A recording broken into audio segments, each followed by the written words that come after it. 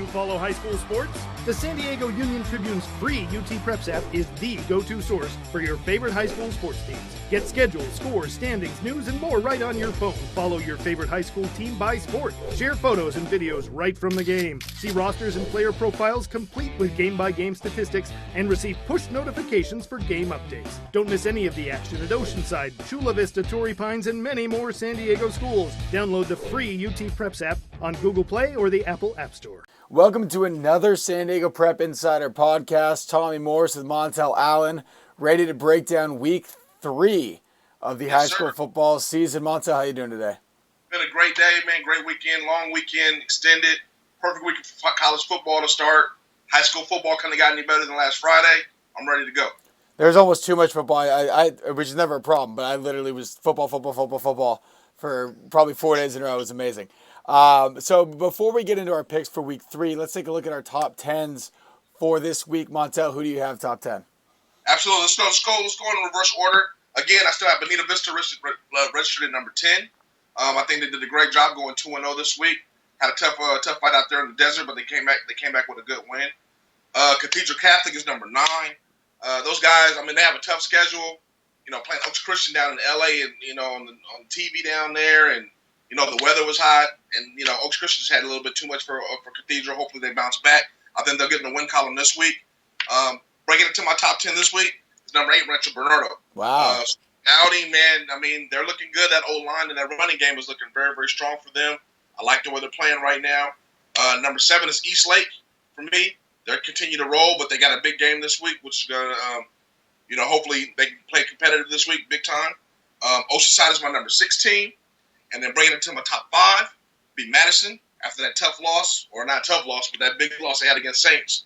And then we have number 4, Christian. Wow, big jump. They're just playing excellent ball, stake-free ball, running the ball. They've got a lot of talent over there, more than I even thought they had. And they're just playing excellent. I can't fault them at all. Number 3 is Helix. They get to bounce back this week after that loss they had before 2 weeks ago. They have 2 weeks to prepare for Eastlake. It's going to be a great game against them. And the number 2, wow, it's not even number 2. It's 1 and 1A, 1B. But I got Saints is my number 2 team, and Mission Hills had no reason to drop out of number 1, so Mission Hills is still number 1 on my list. All right, running through mine pretty quickly. I have the same 10 teams, just in different orders a little bit. 10, Rancho Bernardo. 9, Madison dropping all the way down there. I'm sorry. San Marcos at 8. Eastlake at 7. We both have them there at 7. Oceanside, we both have them at 6. My number 5 team is the Christian Patriots. Cathedral, can't fault them for losing that game. That's why I kept them high at number 4. Oaks Christian, tough opponent, losing a whole bunch of players to injury. Still almost made a comeback, 2 points shy of tying that thing up. So Cathedral's at number 4. Mission Hills, number 3. Helix didn't play last week. I'm going to keep them up there at number 2. And number 1, the Saints from St. Augustine. Really impressive win this weekend. I have no argument, and I will be the first to admit I went against them last week. I'm a believer. I'm a believer in Saints. I think they're one of the best teams, not only in the county, but I think they're actually one of the best. They're playing one of the best ball in the state of California. Elijah Preston is worthy of this honor of being one of the top running backs in the county. Sims is probably one of the best athletes in the county after that game. I didn't know he was that dynamic on both sides of the ball. He's great.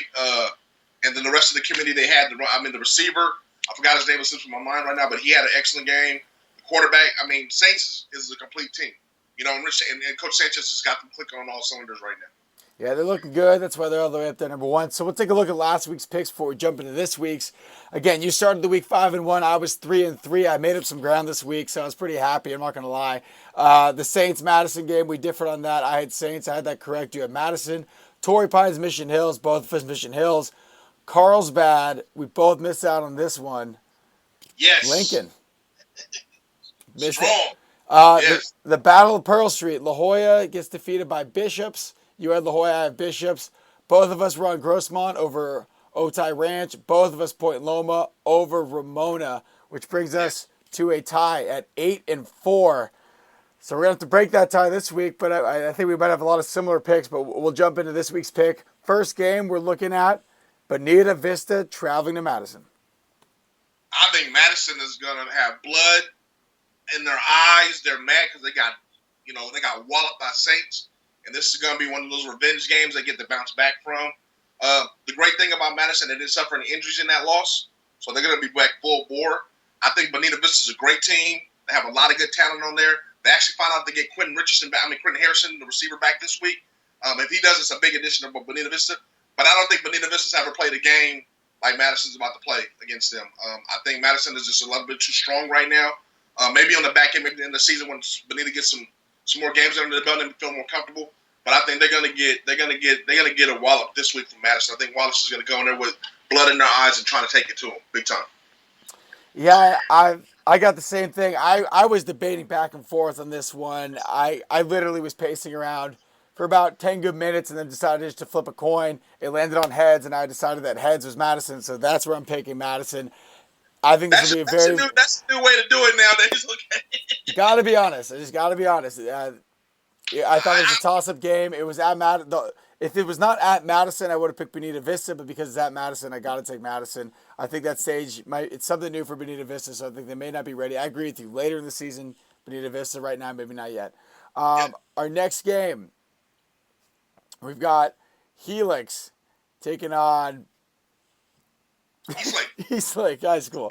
Excuse me. Eastlake traveling to Helix. Who do you have? I'm going to go with the Highlanders. Eastlake is playing great ball. I don't take anything away from Eastlake. I think they're going to have a good game. I think the Highlanders have that advantage having 2 weeks to prepare for them. So they got a chance to iron out all the kinks they had in the first game, which they almost came back and won. But they have a chance to iron out all the kinks. They haven't played. They're going to be hungry. They haven't played in a week. They already hit some other people. I think they're going to be ready to fly on all cylinders going against Eastlake. I do like Eastlake's running game. If Eastlake can slow that game down, it can be closer than people anticipate. But I'm taking the Highlanders on this one. I think Michael Austin and the crew are going to be just a little bit too much for Eastlake. Yeah, Eastlake with a good win this week at El Toro, but Helix, everyone had such high expectations. They kind of fall flat on that first game, and I think they're going to come back with a vengeance. I think it's going to be Helix by a pretty convincing margin. Go into our next game. We had the Battle of Pearl Street last week. This week we have the Battle of Delmar Heights Road. Cathedral Catholic going to Torrey Pines, which they could probably throw the ball from their field over to Torrey Pines. That's how close those two schools are. Who do you have, Montel? I got Cathedral. I mean, I like Torrey Pines. I like what they've been doing. I like the style of running, the style of play. They play physical. They got beat up last week against Mission Hills. They got beat up last week against Mission Hills. And I think Cathedral is looking for a win. This is an opportunity to jump on someone. This is actually someone that they have a lot bit more talent than the last 2 games they previously had. I think Cathedral executes to the T. They will win this game against Torrey Pines. Torrey Pines will put up a valiant fight, but it'll be over, I think, by the third quarter. I agree.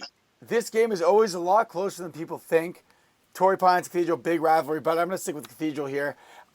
They almost beat Oaks Christian even with missing about 5 guys. And so if you get a couple of those guys back. I think Tyson's back this week. I think Tyson's coming back this week. He was dinged up for the Oaks Christian games. He could have been a big difference maker, but I know he will be a huge difference maker against Torrey Pines.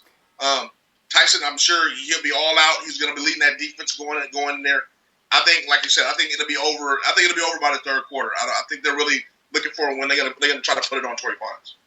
And I agree with you. So jumping ahead to our fourth game, a team that neither of us picked last week versus a team that we both picked. Lincoln traveling to Point Loma, Montel. I'm going with the Green Hornets, man. I'm believing in the Green Wave right now. Those guys, they went in and not only beat Carlsbad, they physically beat Carlsbad. They used their speed to get to the outside, and they were just laying licks. The only thing concerned, I know Lincoln left a little bit beat up after that game, but Point Loma's beat up completely.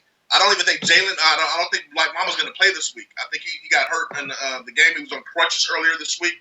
So I'm going to go with Lincoln. I think Lincoln's speed is a little bit too much for him. I think Lincoln has figured out a way, even though not the biggest team, they figured out a way where they can get the ball guys in space and create plays for their offense. Where we know that, but Point Loma's kind of methodical. They would run the ball, pass the ball. They're pretty much a balanced offense. They have to get into the rhythm.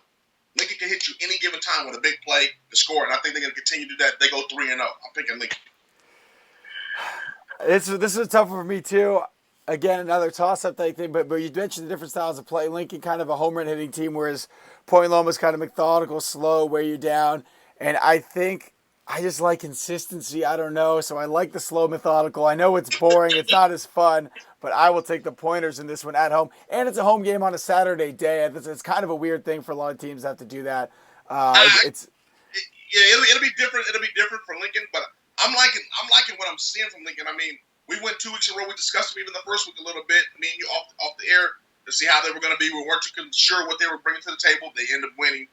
That Carlsbad win is a huge win because that defense of Carlsbad is a lot better than Lincoln made them look. I mean, Lincoln made them look pretty bad with the speed. We obviously know they can't keep up with it. I don't think the Pointers can keep up with Lincoln's speed. But being that said, I think the big difference is Jalen Griffin.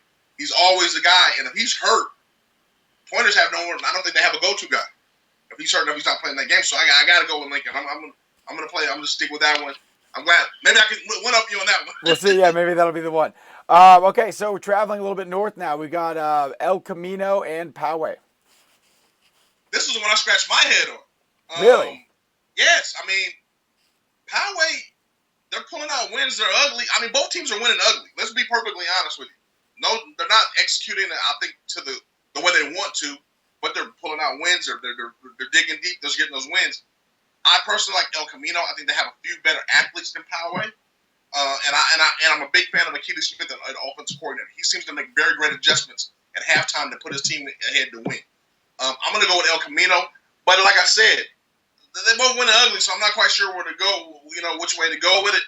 Poway they have a good defense, it seems like. They're really playing really hard. But obviously the competition they play hasn't been that great as all either. So I'm going to stick with El Camino on this one.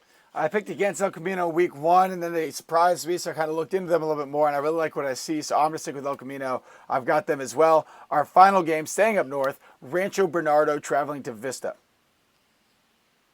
I normally would say Rancho Bernardo hands down, not a problem. They're going to go in there and win. But Vista every year plays them tough. I don't know where they get it from. They dig deep to play Rancho Bernardo. They do have a good defense. They've shown it in the past 2 weeks, even though they're 1-1. But I think Rancho Bernardo has a little bit too much. The offensive line is clicking right now. The running game is clicking right now, and that opens the play action pass and let those guys get in open space. I think Rancho Bernardo goes ahead and kind of stymie rolls over Vista. It'll be close in the first half, and I think it'll be all the way close to the fourth quarter. But then I think they're just going to wear them down, and Rancho Bernardo pulls out another big win. They'll go 3-0, and they should be ranked. Yeah, and this was my upset pick of the week. It was going to be. I was typing VIS. Right when I got like the T. And then I'm like, I don't know if I can do this. And then I looked at my top 10 list, and I had Rancho Bernardo there. I didn't have Vista, so I looked at it again, and I flip-flopped. I'm back on Rancho Bernardo. Rancho Bernardo is my pick in this game as well. So if we take a look at our picks for this week, man, we're boring. We have one disagreement.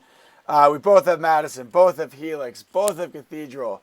This is the only game we differ. You've got Lincoln, I've got Point Loma, both El Camino, both Rancho Bernardo. So next week, one of us will have a lead.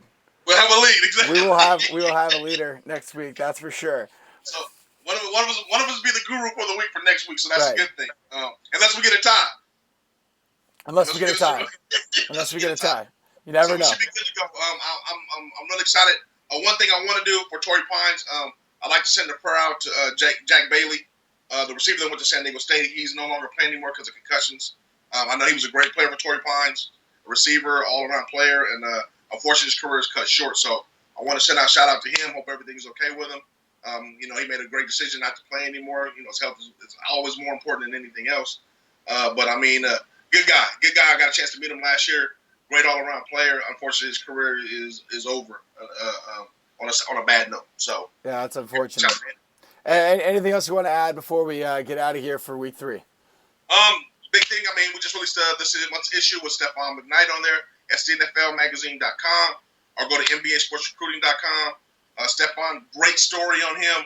Eric Williams wrote a great piece on him about where Stephon comes from, how he's motivated and how he's been able to achieve all this individual success. We know Mary Mason hasn't had great success in the end, but he, as an individual, has been able to just overcome it, and he's getting offers from all kinds of Pac-12 schools and whatnot. Very, very great kid. Also, Traylon Reed down there at Eastlake, we were able to talk to him. And also Irby over there at Morris. We were able to get some conversations with those guys. 3 great young men. I hope everyone tries to read up on them and read from their story and where they're going. I think this year in the county, man, we have a lot of talent. I hope people are able to tune in and check them out. I know you guys are doing a great job showcasing everyone, so we're trying to do it on the back end on the paper end. So. Yeah, we try to get everywhere as well. And I am currently right now putting my push notifications on for that game on my UT Prep Insider app because I want to make sure that I know that score every second of Friday night, or sorry, Saturday afternoon, excuse me. Yes. So I got to make sure that's happening. We will see you guys next week with the results and our picks for week 4. Absolutely. Have a good one, fellas.